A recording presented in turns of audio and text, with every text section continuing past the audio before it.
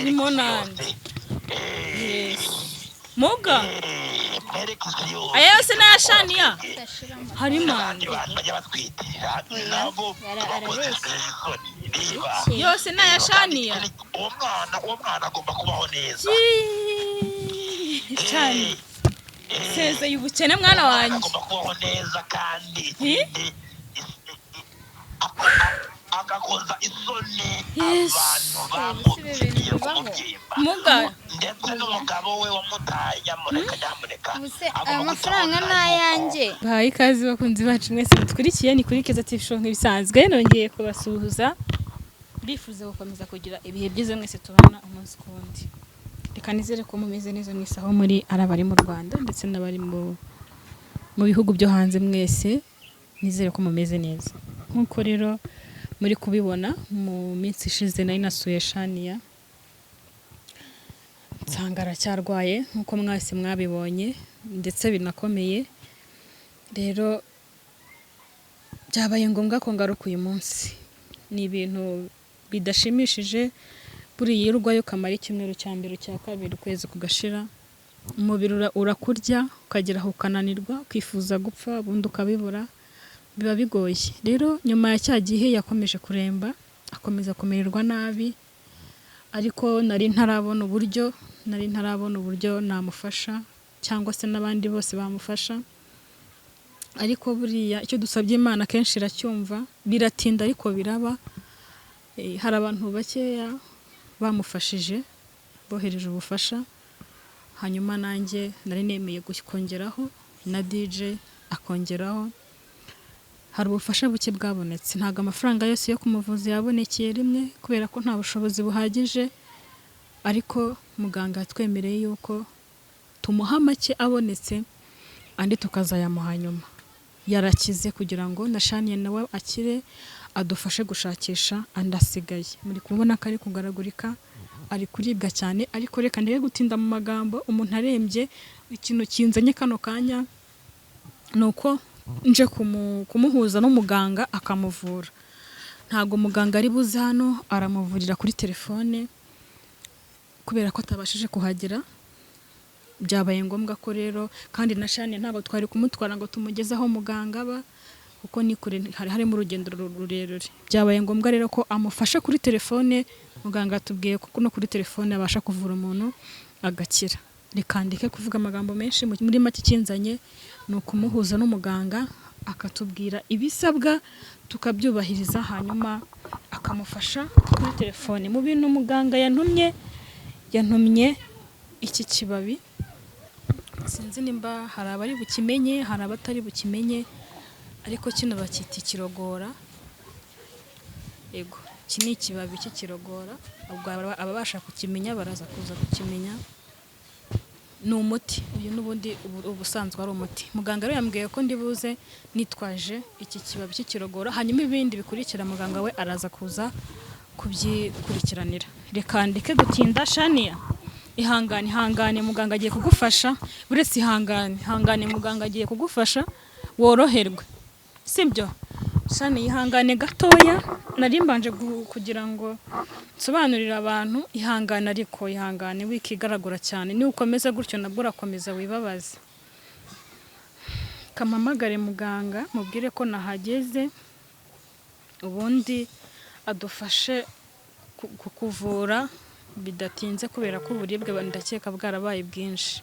Shania nta magambo menshi ndimubaze kuko nange muri kubireba uko ameze reka mamagare muganga ahubwo arebe ko yagira ikintu amufasha hanyuma wenda namufasha amaze koroherwamo nibwo dushobora kuza kumuvugisha tukamubaza uko amerewe mwiriwe neza muga mwiriwe neza mumeze mute turashima Imana y'Abanyarwanda sha rero nageze kwa wa muntu urwaye nazanye na cya kirogora wantumye cya kibabi wakizanye se kibabi ndagifite ubwo rero wadufasha kuko amerewe nabi ari kuribwa cyane wadufasha tukareba ko yakoroherwa akaruhuka wakizanye ndagifite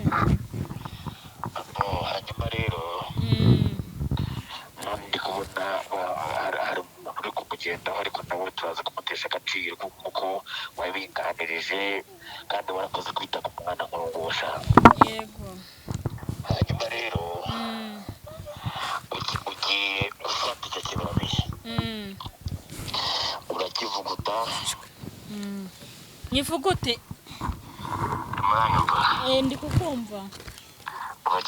uragifata ukivuguta kuvuguta zicyaryo sha. ndabizi ndimo kukivuguta. kivugute.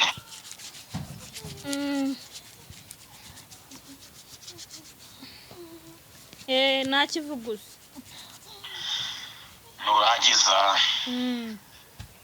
nurangiza umbwire ko warangiza kukivuguta sha. nakivuguse narangije nakivuguse cyane. fata akodo muri ino minsi turimo aho zimba ngaho ishobora kuba yaguye ariko turimo ngo muri ino minsi ntabwo wabura icyondo aho ngaho. nukibura urafata itaka uricireho rihinduke akodo ritohe. mfata icyondo. fata akodo gakeya ukavanga n'icyo kibabi wavuguze sha. cyangwa se ndagikura. reka mbikore.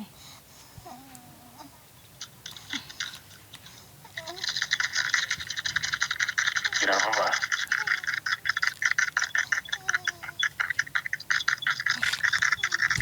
birangiza umbwire. ndi kubivanga n'icyondo. nabikoze nabivanze.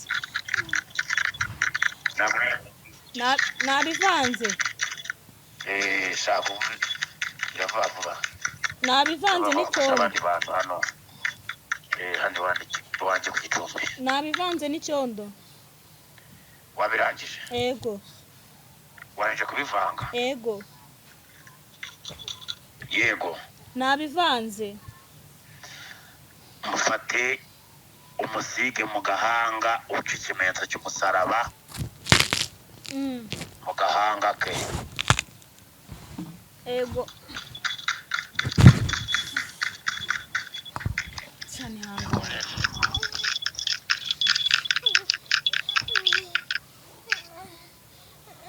uretse gusiga umuti bambye. gira vuba nyine ku gakajumba. gira vuba. kajumba.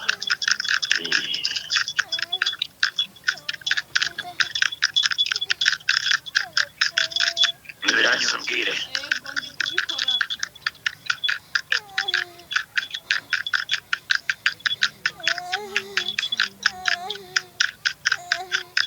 ntabwo urasoza. aroye. nashyizeho imiti. wabirangije? yego. mubwire asubiremo ano magambo avuga ati ikibi gikorwaho ni cyiza inshuro eshatu. ngo ikibi gikorwaho ni cyiza inshuro eshatu. ikibi gikorwaho ni cyiza. ikibi gikorwaho ni cyiza. ikibi gikorwaho ni cyiza. kira mwana wanjye. kira mukobwa wanjye.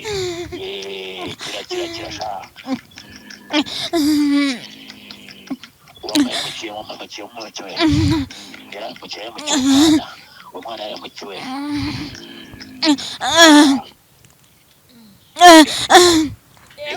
yego. arakana k'agakobwa. yego. kabyaye umwana. uwo mwana kaje kumubyara kamufata kamushyira nyina wakabyaye. yego. ako kana k'agakobwa kaba mu mujyi wa Kigali. yego. uri muranyumva? ndi kumva. ako kana rero niko kahumagije uyu mukobwa. umukobwa ufite abana babiri. mvuze ko ari umukobwa nayo ko atabana n'umugabo wamubyaje abo bana kandi ndakubona baba bafitanye isezerano. none se mugabo wamutabaye ukamuvura akaba yorohewe kamerewe nabi ntago arakira. ngiye kumutabara n'umugihe ikibazo ngiye kumutabara kuko hanyuma ikindi basaba rero mbere yuko mutabara wanyumvise ndi kumva nk'uko wateye intambwe ukaza ukamuvuganira hano iwanjye ukamuvuganira ababyeyi bakemera kuba bamufasha uzatera intambwe uze umufatire imiti izagenda imukiza gake gake hanyuma mwibuka neza yuko amafaranga mwatanze ni makeya cyane musabwa yuko mugomba kuzahigura umuhigo akimara gukira hanyuma ayo mwatanze murayazi mwanyumvise ndi kukumva neza cyane hanyuma rero musabwa gushaka andi mafaranga tugiye kumutiza ubuzima abe akora agire n'icyo ageraho muzamufashe namwe agire icyo yigezaho kugira ngo abashe kwishyura ideni ikindi kandi mbere yuko tumuvura hari impano abakuru bamwemereye yego bamwemereye kumuhereza ubutunzi hanyuma ubwo butunzi akazabwifashisha ahigura imihigo kuko ndi kubona nta hepfo na ruguru afite ni ukuri mwaba mukoze cyane mumufashije mukamuha ubwo butunzi hanyuma rero reka tubanze tubuvure ubutunzi turakumuhereza akimara gukira kuko ibintu biri mu nda nibyo bigomba kubanza kumuvamo hanyuma uwo muti nakubwiye umusiga mu gahanga niwo umuvanamo ibintu biri mu mutwe hasigaye ibiri mu nda rero nabyo tugiye kubikuramo yego mu masegonda makeya ni ukuri mufashe ahumeke aracyaribwa ni ukuri mufashe turebe ko yakoroherwa natwe tukishimira nyine ubwo butsinzi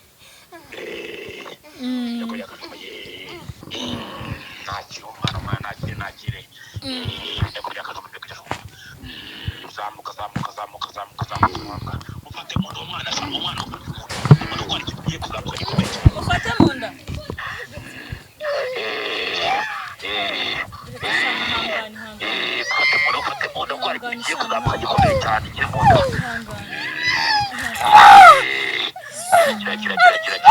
yes ni igikiwe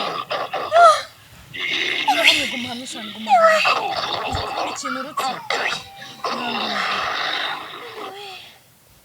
ntakiri murabona kirasohoka mu ndetse mu gakino ni igiki turi kubona icyo ni ikinyamaswa baramuteze bamutegeye mu bwogero bw'umuhanda niho bamutegeye aho atahira neza niho bamutegereje none se ko kimeze nk'igisimba ni igiki mwekure yicare neza kandi agomba guhita azaza nuko ibintu byose byamaze kumushiramo byose byamurangiye mwekure yicare neza mwegamize ihangane weguke mwekure sha mwekure abeseriye yicare abe muzima kuko kano kanya ari mu byose byamuvuyemo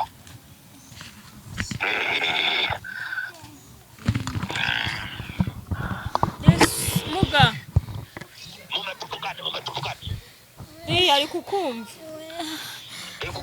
icara neza uricaye cyangwa uraryamye aricaye bite mwana ari wawe mu rugo muganga ari kukuvugisha bite mwana wanjye ni byiza bite mwana wanjye ongera ijwi mwumve neza sha niko neza ko ibintu byose byakwiruka mukabona bimazemo sha ni byiza umeze neza uri kwiyumva gute kano kanya mubwire meze neza ko ndamenya ahantu ndi uri mu rugo iwawe uri iwawe nta handi hantu usibye ko ibyakwirukankaga mu mutwe byakuvuyemo ndetse ibyakuryaga mu nda byose byakuvuyemo wanyumvise hanyuma rero wanyumvise mwana wa yego abakuru mukuru yemeye kuguhereza ubutunzi ubwo butunzi nibwo ugiye kwifashisha kugira ngo uzabashe guhigura umuhigo kuko nk'uko umugabo yagutaye ugasigara uri wenyine ubwo ukaba ari wowe mugabo ukaba n'umugore ari we wita ku bana niyo mpamvu abakuru bakugeneye umugisha w'ababyeyi bagiye kuguhereza ubutunzi. Uwo muntu muri kumwe afite igikapu se? Igikapu iyi ndagifite. Icyo gikapu kuramo ibintu byose byaba birimo byose, gifate mu ntoki, mbereke ibyo mukora. Reka mbikore.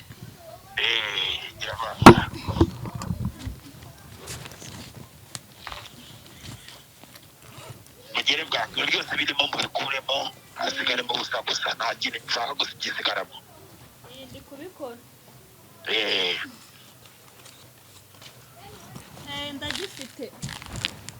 Reba ko nta kintu kirimo. Nta kindi kintu kirimo. Reba neza kubera yuko nshaka yuko ibintu bigaragara isi yose, kandi ikindi umuntu waroze nawe turamushakira ibihano mu nyuma. Yego, nta kintu kikirimo. Nta kintu kikirimo? Yego.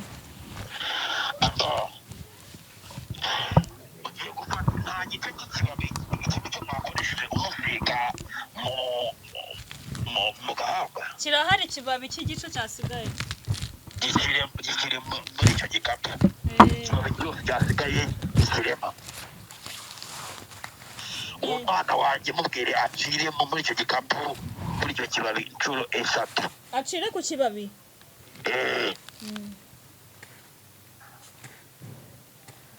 Yaciriyeho. Navuga ati ngeneye mugisha mubyeyi.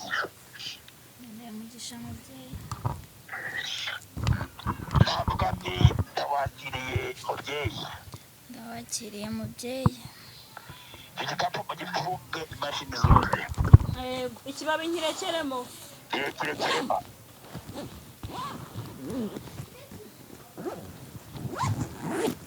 Twagifunze. Icyo gikapu kimukorere ku mutwe. Nyimukorere?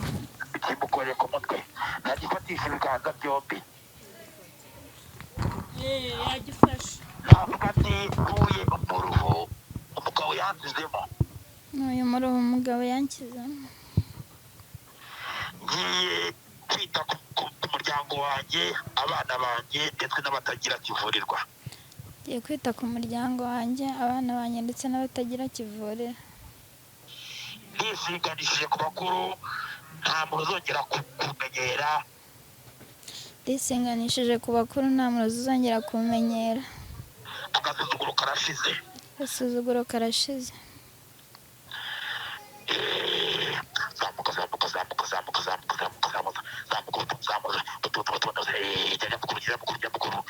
Mwana wemere kumufasha, mbere kumufasha. Zamuka.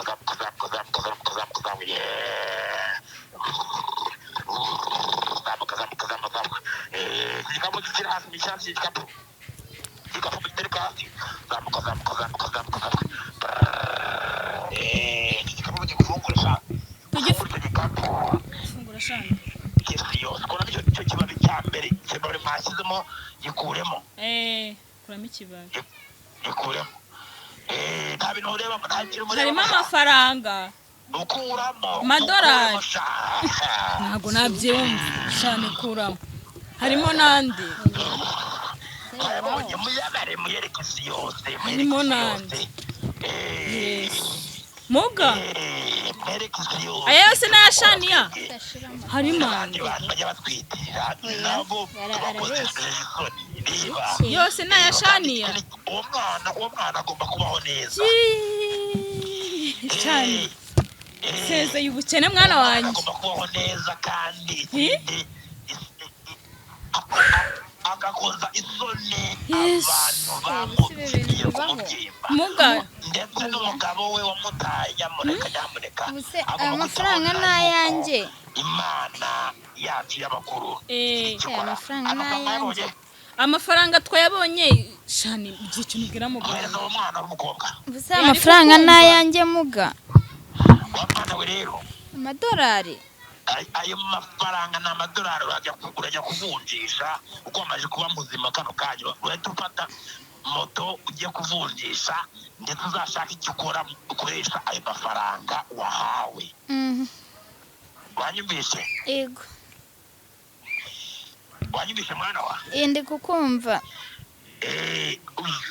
Ugomba gushaka icyo ukoresha amafaranga ikindi wibuke yuko ugomba guhigura umuhigo wahize hano kwa muganga ideni wari urimo ugomba kubyishyura ibintu bikava mu nzira ikindi uwo mwana w'umukobwa urakuramo akadolari kamwe ntabwo abakuru bakugeneye amadolari ijana amadolari yose ateretse aho ngaho ni ijana uramukuraho akadolari kamwe k'ijana umureza agatike ataye hanyuma ibindi tuzabivugana mu nyuma uburyo ugomba kuza ugafata n'imiti ikorohereza ibintu byasigaye mu nda bikazagushiramo. Yego muga. Muga urakoze pe. Urakoze ndabona nta kibazo kandi mwana wanjye dukomeza uvugira n'abandi bantu badafite kivurirwa nk'uyu nguyu wavugiye gutya. Yego murakoze rwose. Abasawa ye. Kindi kubona aho utishimye nge nishimye nk'ahari ayanjye. Kubona aho utishimye. Uzi dolari ijana amafaranga ari kuvunja. Ni menshi. Hari mu mujyi ni menshi. Yesu shana rero tugura ikibanza man. Niba uri bugura hari ijana bampaye kandi fata. Dore ngiri shani. Ni rimwe mfashe. Umva nukuri.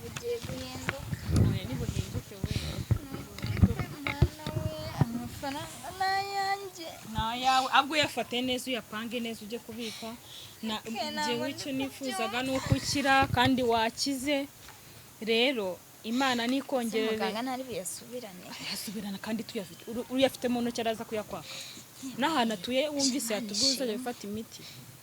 Imana ishimwe ke Imana ikora ibyayo nibyo njya mvuga ngo Imana iteza ikibazo ariko izakemura byinshi. Murabona ko yararwaye muganga aramuvuye amuhaye n'ubutunzi bivuze ko imukijije ariko igakemura n'ikindi kibazo yari afite mu rugo cy'ubukene cy'ubuzima bube yarabayemo mwari mubizi mwese. Reka twishimire iyi ntsinzi n'abadukurikiye mwishimiye ko shani yakize kandi hiyongereyeho n'ikindi kintu cy'ukabonye amafaranga miliyoni imwe. Reka dusorezane ikiganiro shani yabanze bara amafaranga yiwe kuko ndi kubona biri buze kumucanga. Sibyo shani icy'ingenzi nuko akize kandi hiyongereyeho n'akanuza ngendo kuko aheshejwe amafaranga ibindi tuzabikurikirana ubutaha.